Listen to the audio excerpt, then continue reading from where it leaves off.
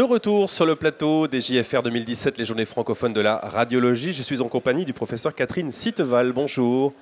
Bonjour. Merci d'être présente aujourd'hui. Vous êtes chef du département imagerie ostéo-articulaire au CHU de Montpellier. Et avec vous, on va faire un focus sur la radio ostéo-articulaire interventionnelle de l'épaule, qui est efficace pour la coiffe du rotateur, mais pas seulement, on va le voir. Alors justement, d'abord, qu'appelle-t-on coiffe des rotateurs et quelle est sa pathologie la plus courante ? Alors la coiffe des rotateurs, ce sont les trois muscles principaux qui vont entourer la tête de l'humérus et permettre la mobilité de l'épaule, l'élévation de l'épaule et également tous les mouvements fins du membre supérieur.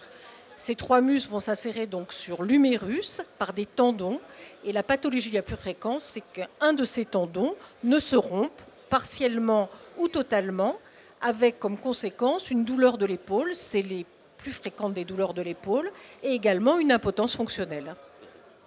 En dehors de ces lésions dégénératives de la coiffe des rotateurs, est-ce qu'il y a d'autres pathologies de ces tendons pour lesquelles le radiologue peut être efficace ?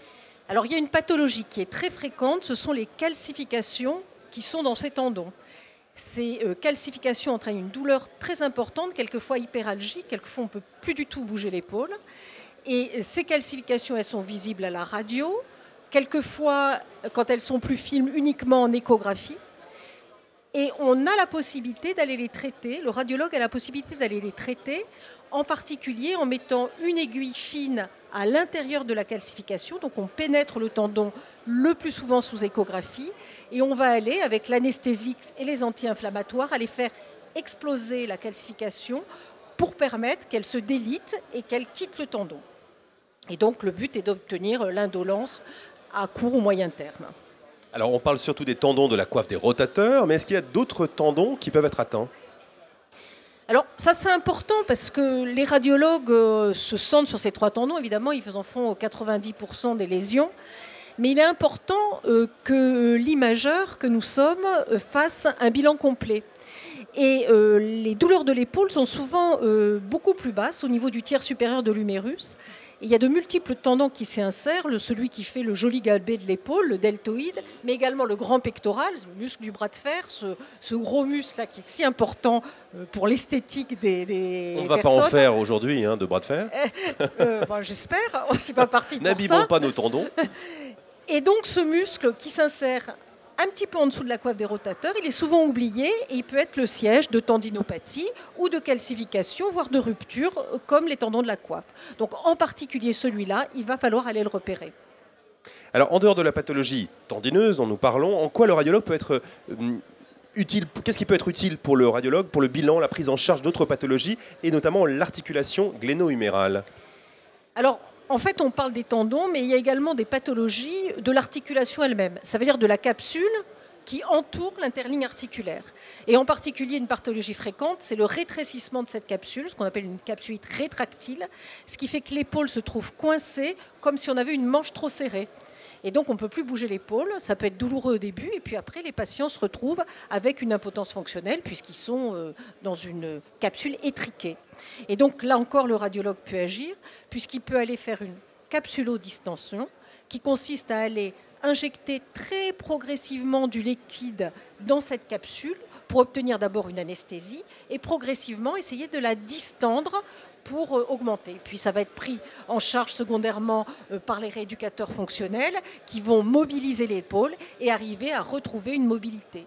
Donc c'est vraiment tout à fait une pathologie qui est tout à fait différente de la coiffe des rotateurs et que les patients qui l'ont eu connaissent et dont ils se souviennent très bien. Pour finir plus largement dans les douleurs d'impotence fonctionnelle de l'épaule, est-ce que vous pouvez nous en dire un petit peu plus sur le traitement d'autres liaisons sans rapport direct avec l'articulation ?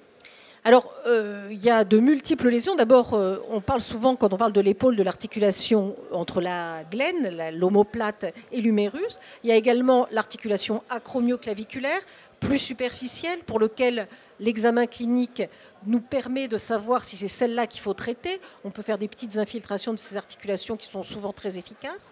Et puis, il y a toute la pathologie osseuse. Et la pathologie osseuse, c'est également un monde.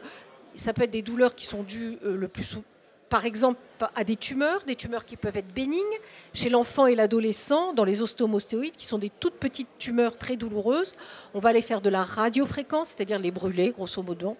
On va brûler ces petites lésions, mais également dans des pathologies qui sont beaucoup plus complexes, et je pense en particulier aux métastases osseuses, eh bien, on a la possibilité d'aller consolider l'humérus en allant injecter du ciment dans la cavité qui est laissée en place par la métastase, et ça permet à des patients de continuer une activité physique, même s'ils sont en fin de vie, d'assurer l'indolence et de garder une capacité, même si la force doit être évidemment préservée. Toute dernière question sur le sujet que vous abordez avec vos confrères au cours de ces JFR. Quelles sont vos attentes là-dessus pendant ces quelques jours de congrès ?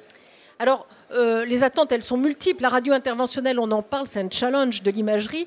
C'est un challenge de l'imagerie ostéo-articulaire qui font beaucoup de petits gestes. C'est peut-être la spécialité qui fait le plus de gestes interventionnels. Ce sont des petites choses, mais extrêmement utiles pour la population générale, hein, en termes de santé publique, hein, pour permettre aux gens de retourner au travail.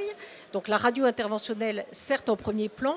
Et l'avenir de la radio ostéo-articulaire, et l'épaule en fait partie, c'est d'arriver à avoir une imagerie fonctionnelle. Actuellement, on fait beaucoup d'imagerie 2D et 3D avec l'IRM et le scanner.